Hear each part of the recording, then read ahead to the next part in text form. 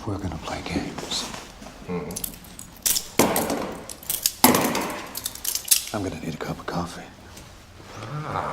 The good cop, bad cop routine.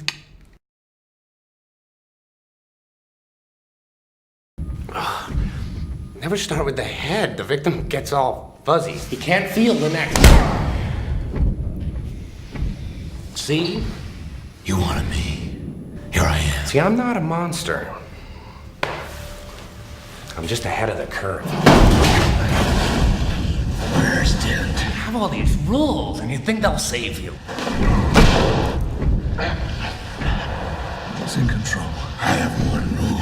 Oh, then that's the rule you'll have to break to know the truth. Which is? The only sensible way to live in this world is without rules. And tonight you're gonna break your one rule. I'm considering it. No, there's only minutes left, so you're gonna have to play my little game if you want to save one of them.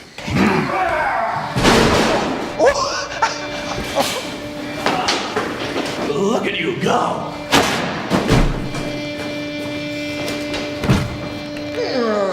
What does Harvey know about you and his little bully?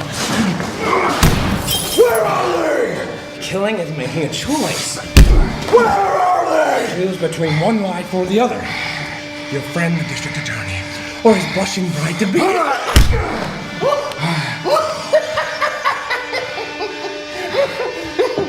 You have nothing to threaten me with. Nothing to do with all your strength.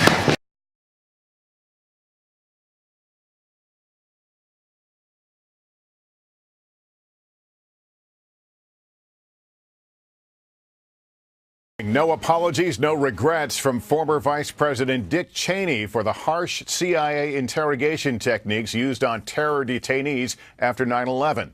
What the Senate Intelligence Committee labeled torture in its blistering report this past week, the former VP today called necessary as he delivered a powerful counterattack this morning on NBC's Meet the Press.